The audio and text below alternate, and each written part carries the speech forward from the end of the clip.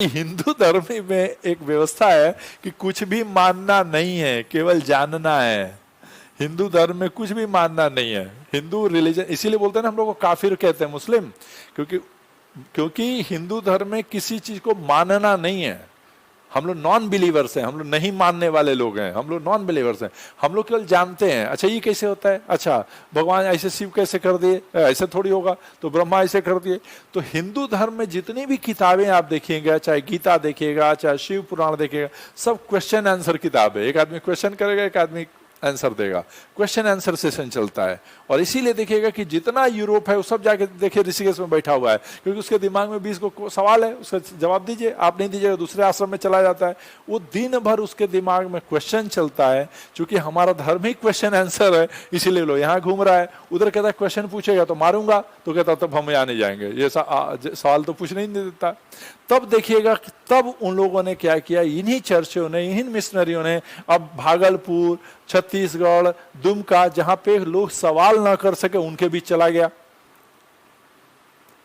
ध्यान से देखिएगा कि ये रिलीजन किन को पकड़ रहे हैं। अभी देखिएगा एक रैकेट आया है, डीफ एंड डम्स को पकड़ रहे हैं, जो सवाल ही ना कर सके।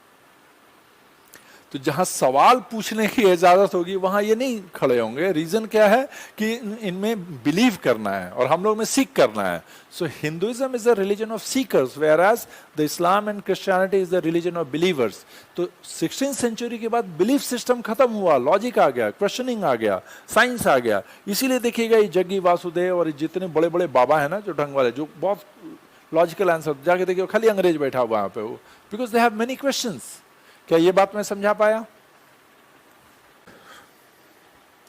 आप देखिएगा आपके पिताजी ने कभी कहा कि ये चीज मान लो।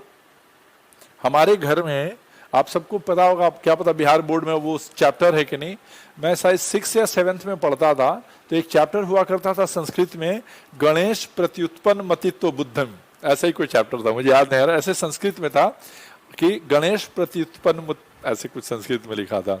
उसका यही मतलब था कि भाई कौन देवता सबसे टॉप का है। तो कंपटीशन हुआ, तो हुआ कि जो पहले पृथ्वी का चक्कर लगा लेगा तो वो जीत जाएगा, तो सब जाएगा। वो गणेश जी ने अपने माँ बाप का चक्कर लगा लिया and then he became the winner. आपने भी पढ़ा होगा ये सब। तो मैं गणेश जी से इंप्रेस हो गया। आप मेरी गाड़ी में, घर में, हर जगह मेरे, आप फेसबुक वगैरह पर देखिएगा, मेरे पास गणेश जी की खूब सारी मूर्तियां हैं। ठीक है ना, ये स्टोरी सबने सुनी है। तो मैं क्लास 6 से गणेश का भक्त हो गया। मेरा भाई रामायण देखता था तो वो हनुमान जी का भक्त था। तो एक दिन हमारे दोनों के बीच बहस हो गई कि भाई हनुमान जी ज्यादा बड़ा आदमी है कि गणेश जी। तो उसने कहा कि हनुमान जी ने पर्वत उठाया, पठार उठाया, ये इधर से मुंह से निकल गए, जो रामायण में देखा था वो बोल दिया। वो काफी बड़ा भी है, तगड़ा भी था। हमने कहा गणेश जी सबसे ये है, क्योंकि गणेश जी कंपटीशन जीता है। बात हमारी आगे बढ़ गई और हमारे भाई ने मुझे पीट दिया। ला गणेश जी बनाए तो हाई ला, हाई ला, हाई ला, माने गणेश जी, मारा हमको। हम रोने लगे। तो हमारे पिताजी ने हमारी आवाज सुनी रोने की, तो बोले कि अरे कहा भाई? तो भाई मारा है इसको, बुलाओ बुलाओ। क्यों मारा भाई? तो ये कह रहा है गणेश जी ज्यादा बड़े आदमी हैं। तो उन्होंने कहा तुम्हें क्या लगता है? बोले हनुमान जी हैं। बोले हनुमान जी क्यों हैं? तो उसने स्टोरी सुना दी, कैसे किए वैसे किए। हमसे पूछे भाई तू बताओ गणेश जी क्यों बड़े? बोले हमने किताब में पढ़ा है, गणेश जी ने चक्कर लगाया। तो बोले एक काम करो, तुम गणेश जी को बड़ा मानो, तुम हनुमान जी को बड़ा मानो, इसमें क्या दिक्कत है? जरूरी है कि तुम इसको बड़ा मानते हो तो तुम गणेश जी को बड़ा मानो, तुम हनुमान जी को बड़ा मानो, इसमें कोई दिक्कत है? तो हम लोग बोले नहीं। तो उन्होंने भैया को बोला तू है न जा, तू है न जा। This is the way we are brought up. हमारी ऐसी परवरिश हुई है कि वो आज तक हनुमान जी को शायद बड़ा मान रहा होगा, मैं आज तक गणेश जी को लेके घूम रहा हूं।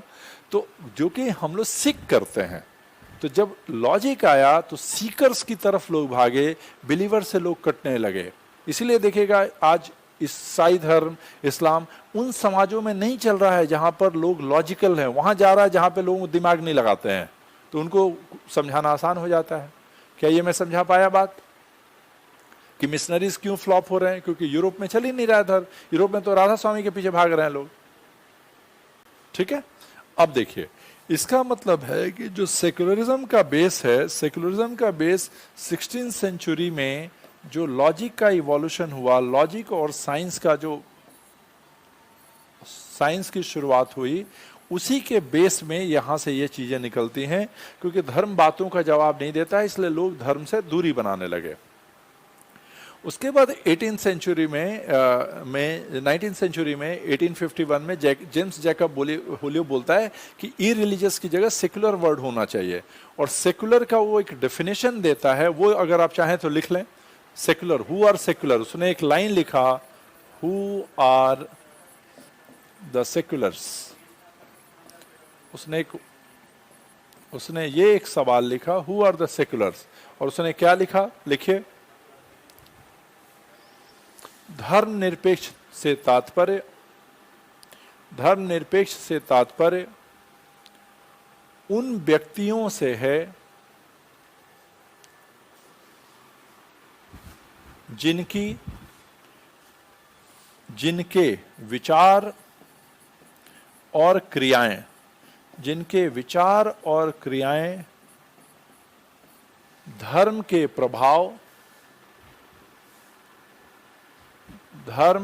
प्रभाव से स्वतंत्र या मुक्त होती हैं।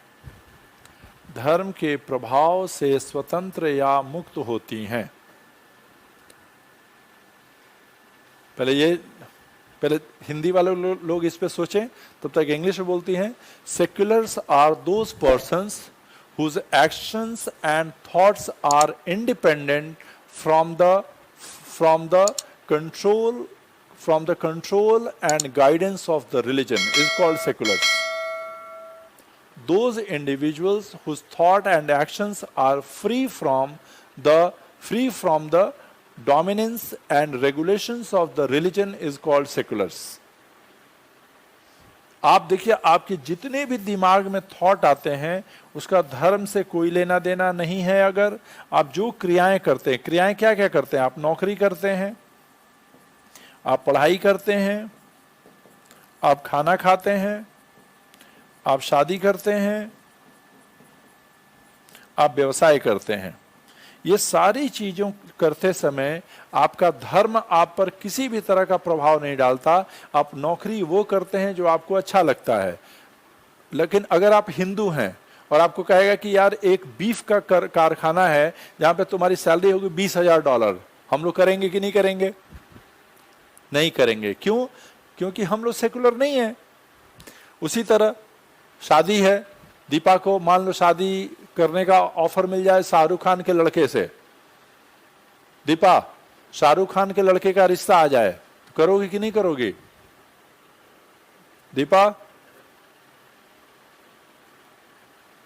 दीपा दी, शाहरुख खान के लड़का से ब्याह होई कि ना होई?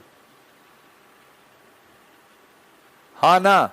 तो ध्यान से देखिए, जब ये सारी चीजों पर आपका शादी आप उससे करते हैं जो आपको अच्छा ह्यूमन बीइंग लगता है, लेकिन वो उस धर्म का, इसलिए शादी हम नहीं करेंगे, इसका मतलब हम अभी सेकुलर नहीं हुए हैं। क्लियर हुआ? क्या मैं सेकुलर का मतलब समझा पाया? मतलब समझे कि जो भी आप सोचते हैं और जो आप करते हैं उस पे आपके धर्म का कोई प्रभाव नहीं होता। जबकि नास्तिक का मतलब होता है कि आप ईश्वर को नहीं मानते। आप ईश्वर को नहीं मानते, ये नास्तिकतावाद है। जबकि धर्म के प्रभाव से आप इंडिपेंडेंट हैं, ये सेकुलर होना हुआ। क्या मैं समझा पाया? पक्का? अब आइए कैसे हुआ। तो याद रखिएगा कि सेकुलरिज्म का कोई वो एंटी गॉड या एंटी रिलीजन नहीं है। बस मैं इंडिपेंडेंट हूं, मैं क्या करूंगा, मैं क्या सोचूंगा वो आपसे नहीं पूछूंगा। जो लोग अपने रिलीजन को अपना बाप नहीं समझते वो सेकुलर होते हैं। जैसे बाबूजी होता है ना, हर चीज में हई से काहे बैठल बड़ा, हई से काहे करताड़ा, हई का पहनले बड़ा, हई काहे खाताड़ा। जब हम उनकी बात सुनते हैं तो हम रिलीजियस हैं। जो हम लोग को जो मन करेगा वो हम करेंगे। धर्म क्या कहता है इससे हमें कोई फर्क नहीं पड़ता। ऐसा मानने वाले को रिलीजियस कहते हैं, सेकुलर कहते हैं। Is that clear? ठीक है।